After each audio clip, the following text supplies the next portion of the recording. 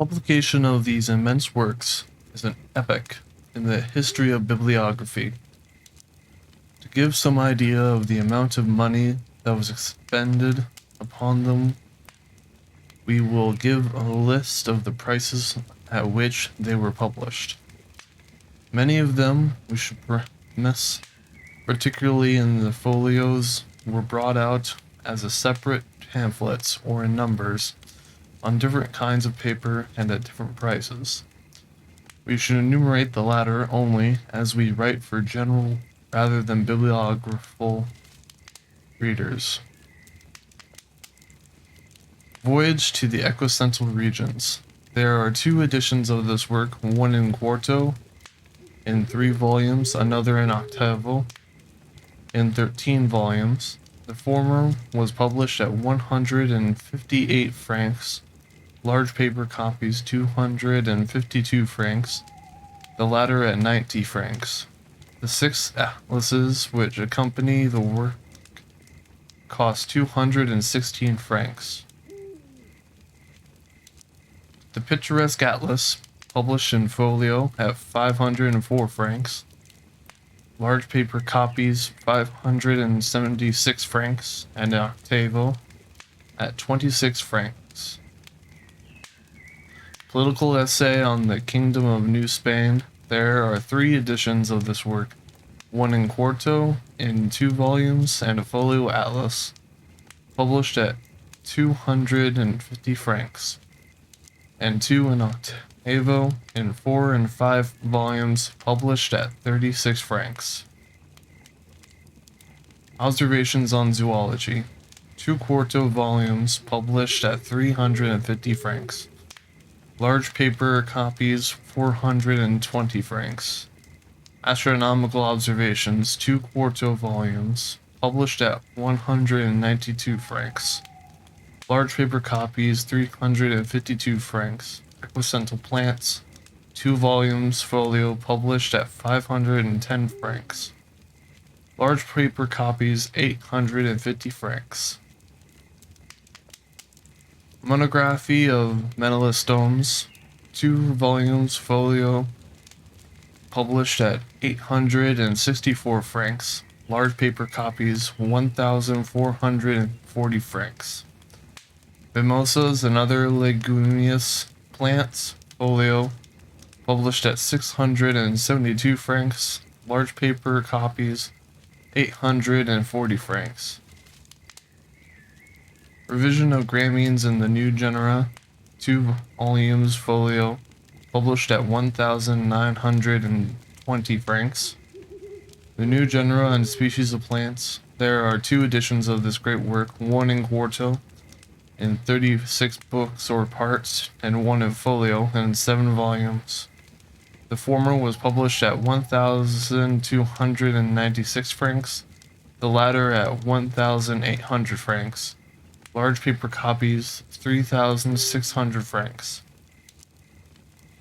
6,480 francs and 7,200 francs.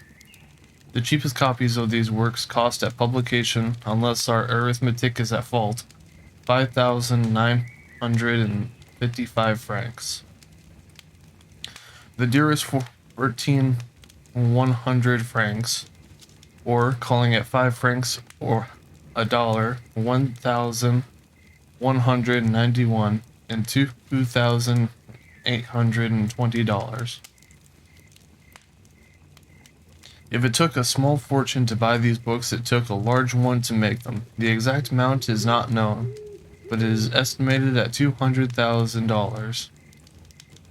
The French and Prussian governments assisted in their publications, but for the greater part of the coast was borne by Humboldt himself, and of course was lost, for however successfully such works are, scientifically, they are always failures in mercantile point of view. The labor and expense involved in the writing and publishing of these works gives us a grander idea of Humboldt than we could obtain from any revelation of his travels.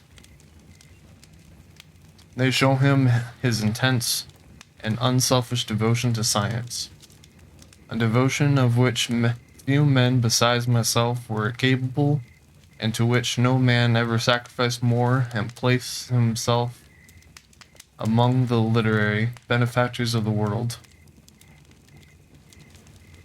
But to return to our narrative from which these bibliographical remarks have led us, Humboldt remained at Paris until 1822, when he proceeded to Verona, where another congress was being held.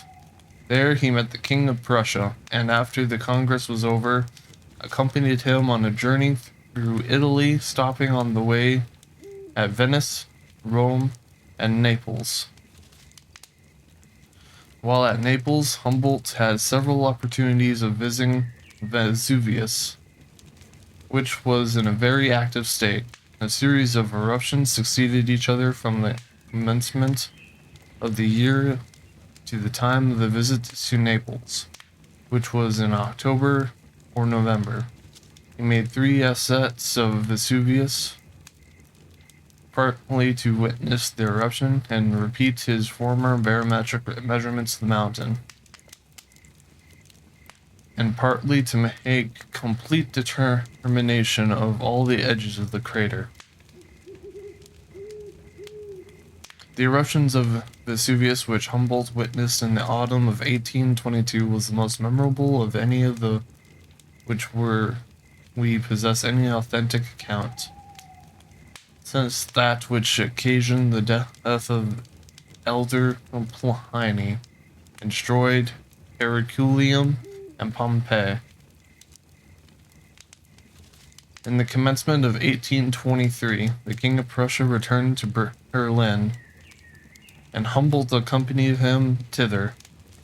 It was not long before he was at Tegel. He found his brother William and Frau Caroline and the children there, but not the old castle of his childhood. Only one turret of it remained. The rest had given place to a new and stately building. The grounds, the trees, the flowers, all were changed, but so was Humboldt himself. The careless, light-hearted boy had passed away, and instead was a staid and thoughtful man. He left Tegel when he was 14. He returned when he was 54. What changes had passed over him in that time? What lands he had seen, what books he had written. He left Tegel a boy, clever it is true, but unknown. He returned a famous man, known to the world, one of the world's men, a name. Humboldt remained some months at Tegel in Berlin, and joined the society of his brother and his king. The king had long honored him for his profound knowledge of science and felt a strong liking of his person and conversation. This liking and honor now took a definite turn. He solicited Humboldt to remove from Paris and to come and live in Berlin. His brother William and Frau Caroline joined in this solicitation, and he resolved at last to gratify them. He would return to Paris for a while and finish some of the works that he had left there undone. Then he would come to Berlin, so back to Paris, his dear Paris, he went. He remained at Paris till autumn of 1826, when he made a visit to his brother at Tegel, to announce his speedy and permanent return to Berlin. While stopping in Berlin, or on his way back to Paris, he saw Goethe. Of Goethe's impressions of Humboldt at this time, we have a record in Eckermann's Conversations, under the date of Monday, 11th December. Here the German Boswell. I found Goethe in an animated and happy mood. Alexander von Humboldt had passed some hours with me this morning, said he, coming to meet me with great vivacity. What a man he is! Long as I have known him, he is continually astonishing me anew. I may say that he has not his equal in knowledge, in living, and wisdom, and such many sightedness I have found nowhere else. Wherever you call upon him, you find him at home. everywhere ready to lavish you with the intellectual treasures he has amassed. He's like a fountain with many pipes. You need only to get a vessel to hold under it. On any side, refreshing streams flow at a mere touch. He is to stay some days, and I shall feel, when he goes away, as if I had lived years during his visit.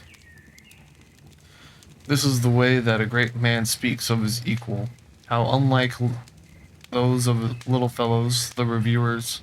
Clearly Goethe would never have answered the requirements of the quarterly. In February 1827, Humboldt moved from Paris.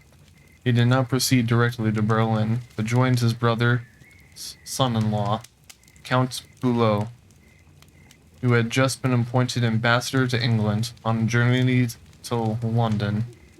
Humboldt's stay in England was short, for in May we find him permanently settled in Berlin. He found his brother in Berlin, for he had a residence there, as well as at Tegel, and scores of his old friends, among others Augustus Schlegel. The king received him with open arms and conferred upon him the title of Privy Councillor. He might have had been Secretary of State if he had chosen. Indeed, there was no office too good for him, but he loved science too well to change it for politics.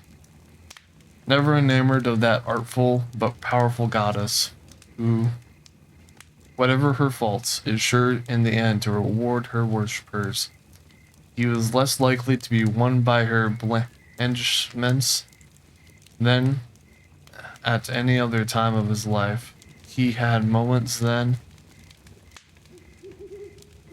a new and grand scheme on foot, one that he had pondered over for years. He thought of it at Paris in his study among his books and manuscripts, in the salons of art and fashion, among the wise and the foolish.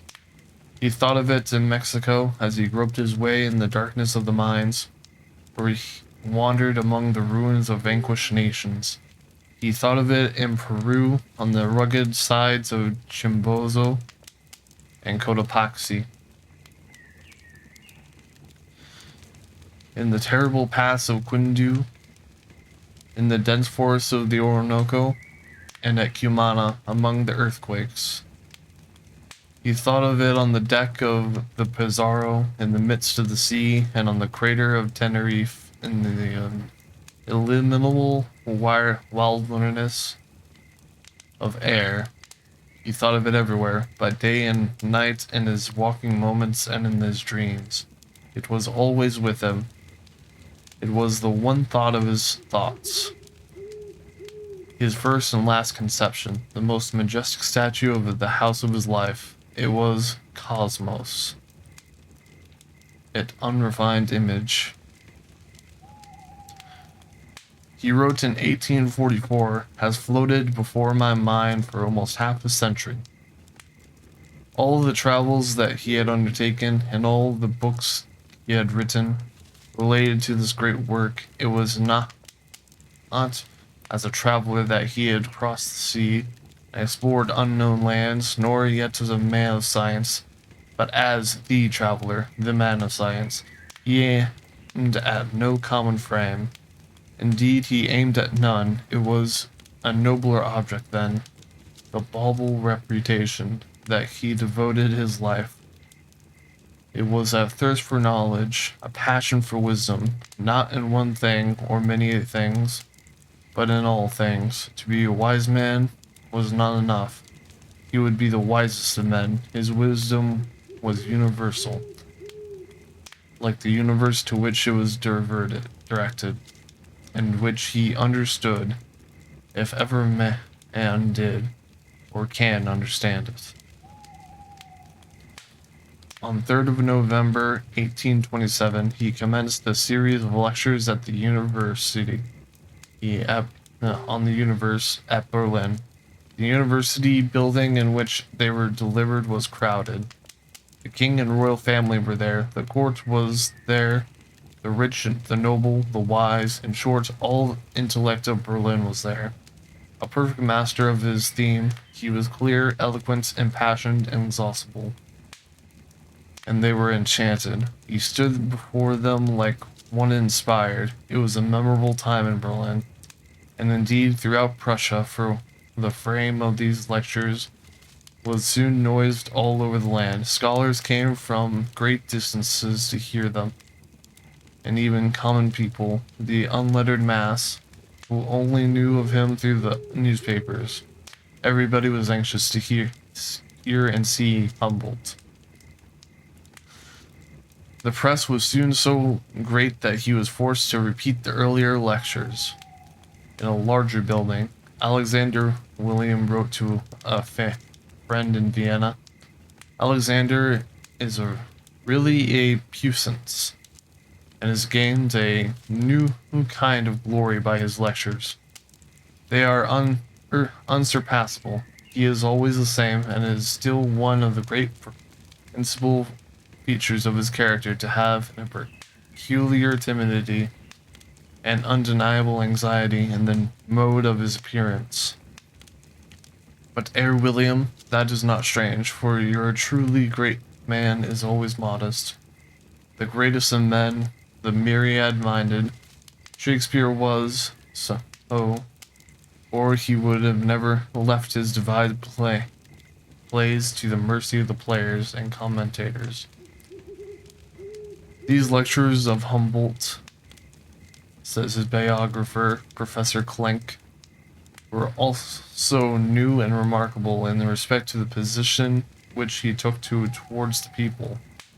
For while other learned men, whose social position is always higher than that of the people, nearly all in their scientific and academic pride did not deem it worth enough their while to disseminate their knowledge among the people whom it ultimately most benefits, while they generally keep their learning as the property and mystery of a caste, and interchange it among themselves, while they consider it infra dig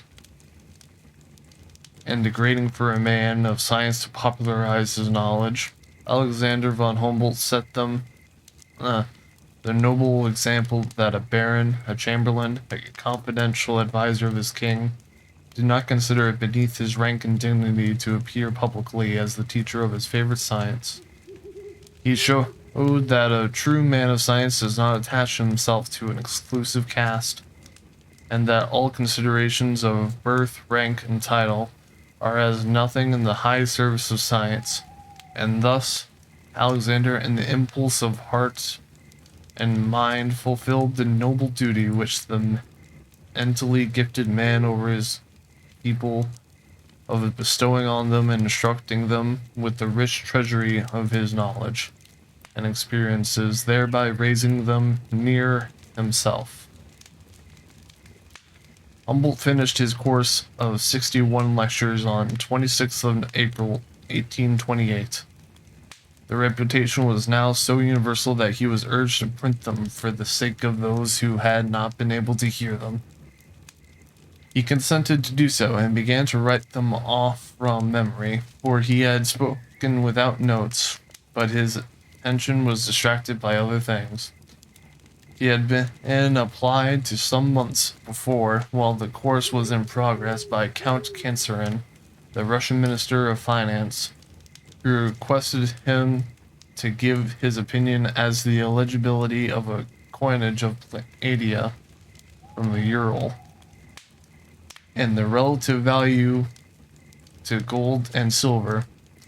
The Spanish government had also applied to him on the same subject, and a proposal had been made by some private individuals to the Congress of Vienna to introduce the new metal into circulation. Supported and recognized by government authority, Humboldt doubted the eligibility of the scheme, and said so frankly without forfeiting the good opinion of the Russian government. Happening in the course of his correspondence to express a wish to visit the Ural and to compare his mountains with those of the New World, the Emperor of Russia invited him to undertake an expedition thither. and offered to defray the whole expense. More than this, he was instructed to consider the advantages which the imperial government might draw from his researches into the mining capabilities of the country, as of secondary importance, and to devote himself entirely to what he thought the advancement of science. The offer was too tempting to be resisted. He had long dreamed of such a journey, but his plans for it had been repeatedly thwarted and postponed. It had seemed to him that it was never to be, but there, when he least expected it, when we had almost ceased to think of it, was an opportunity such as might never occur again. He at once accepted the offer. Besides the preparations which such a journey demanded, he was busy with other important matters. The books that he had in progress, some of which were then passing through the press, and above all with the unhappy case of his friend Bonpland. We left poor Bonpland as far back as 1817 in Brazil, on his way to the interior of the country. He ascended that Parana until he reached the ancient missions of the Jesuits, which was situated on the left bank of that river, and at little distance from Itapua. The position of this region of country was then a subject of dispute between Paraguay and the Argentine Confederation. Aware of this fact, Bonpland notified Dr. Francia, the director of Paraguay, of his presence there, and explained to him his intention of cultivating tea with the aid of the small colony of Indians whom he had taken into his service. Francia wished to have the monopoly of tea to himself, so he pretended to take Bonpland for a spy, and sent 400 men across the Parana one dark night to fall upon him and his Indians. The little colony was taken by surprise. A massacre ensued. Many of the Indians were killed, most were wounded, and Bonpland himself received a saber cut on his head. He repaired this inhumane insult by dressing the wounds of the soldiers. 2 days after the wars, the massacre took place on the night of the 3rd of December, 1821.